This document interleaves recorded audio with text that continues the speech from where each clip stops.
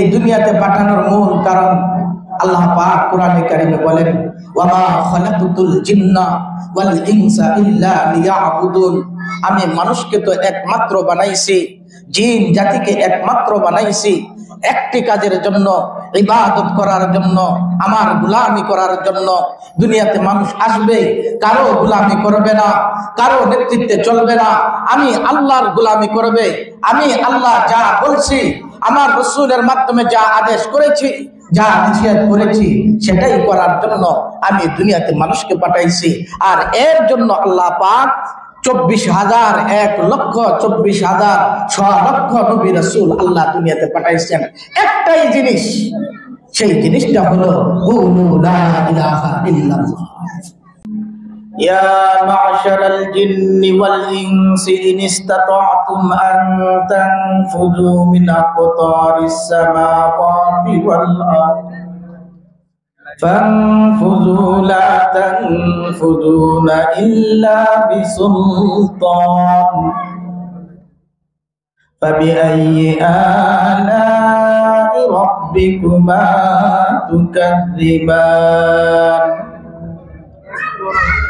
صدق الله مولانا العظيم وصدق رسوله النبي الكريم ونحن على ذلك لمن الشاهدين والشاكرين والحمد لله رب العالمين.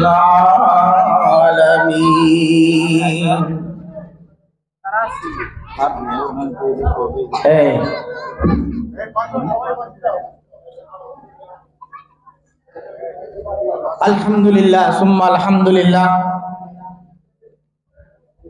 এক তো হলো পবিত্র শুক্রবার, আবার আজকের এই পবিত্র মজলিস অনেক দামি মজলিস, যে মজলিসের মধ্যে আজকে প্রথম খতমে বুখারী উপলক্ষে, খতমে কুরআন ও খতমে বুখারী উপলক্ষে দোকানদার দোকান থেকে, ব্যবসায়ীরা ব্যবসার বিভিন্ন কাজ থেকে, বাড়িওয়ালারা বাড়ির বিভিন্ন কাজ থেকে, পর্দার আড়ালের মা ও বোনেরা যার যার কাজ থেকে ফারেক হয়ে পর্দার ভিতরে সকলে যার যার অবস্থান থেকে আমরা আমাদের আলোচনাগুলো এখান থেকে শুনতে চেষ্টা করব এবং আজকের এই ফজিলতপূর্ণ দিনে ফজিলত অর্জন করতে চেষ্টা করব। আল্লাহ তাআলা আমাদের সকলকে বুঝার এবং আমল করার তৌফিক দান করুন, বলুন আমিন। আমার ভাইয়েরা, অন্য কোনো ভূমিকা ছাড়া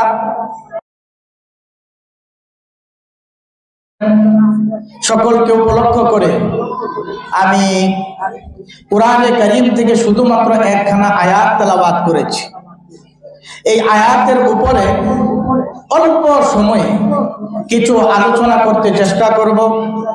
আল্লাহ পাক রব্বুল আলামিন আমাদের সকলকে বুঝার এবং আমল করার তৌফিক দান করেন, আমিন। আমার ভাইয়েরা, আমি কোরআনে কারীম থেকে যে আয়াত তেলাওয়াত করেছি সূরা আর রহমান থেকে, এই আয়াতকে সামনে রেখে আজকে আমি এই স্বল্প পরিসরে সংক্ষিপ্ত আকারে যে বিষয়বস্তুটা বলতে চাই, সেই বিষয়বস্তুটা হলো আমরা দুনিয়াতে আগমন করলাম কেন, আল্লাহ পাক আমাদেরকে পাঠাইলেন কেন, কেন পাঠাইলেন, এই ব্যাপারে আল্লাহ পাক কোরআনে কারীমের বিভিন্ন আয়াতের মধ্যে আমাদেরকে বিভিন্ন ভাবে বুঝিয়েছেন, বলেছেন, তরগীব দিয়েছেন, কোন সময় তরহিব দিয়েছেন, কোন সময় উৎসাহ প্রদান করেছেন, কোন সময় আমাদেরকে ভয় দেখিয়েছেন, কোন সময় জান্নাতের কথা বলেছেন, বলে এদিকে আহ্বান করেছেন, আবার কোন সময় জাহান্নামের ভয় দেখিয়ে আল্লাহর প্রতি আহ্বান করেছেন। কেন আমাদেরকে আল্লাহ দুনিয়াতে পাঠাইছেন?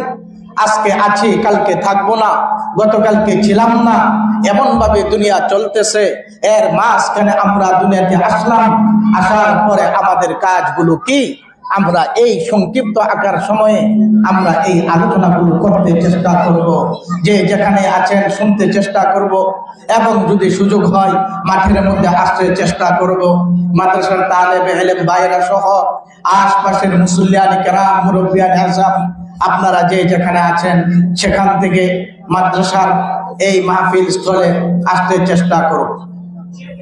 প্রিয় ভাইরা, যে ব্যাপারটা বলতে চাইতেছিলাম, ব্যাপারটা হলো আল্লাহ পাক আমাদেরকে কেন দুনিয়াতে পাঠাইলেন।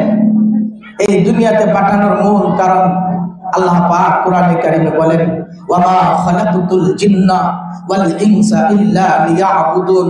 আমি মানুষকে তো একমাত্র বানাইছি, জিন জাতিকে একমাত্র বানাইছি একটি কাজের জন্য, ইবাদত করার জন্য, আমার গোলামি করার জন্য। দুনিয়াতে মানুষ আসবে, কারো গোলামি করবে না, কারো নেতৃত্বে চলবে না, আমি আল্লাহর গোলামি করবে।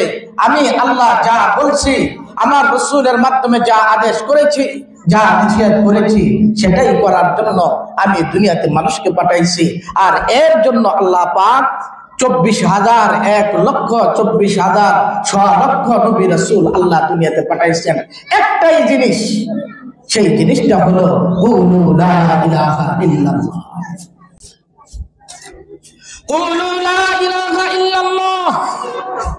এক তাওহীদ, একত্ববাদ প্রতিষ্ঠা করার জন্য, আল্লাহর গোলামি করার জন্য আমি আল্লাহ এই দুনিয়াতে মানুষগুলো পাঠাইছি। তারা আয়েশা আমার গোলামি করবে, আমার ইবাদত করবে, আমার বন্ধুকি করবে, আমার জন্য যা করার তা করবে। আমি যেভাবে বলেছি সেভাবে করবে, যেটা নিষেধ করেছি সেটা ছাড়বে।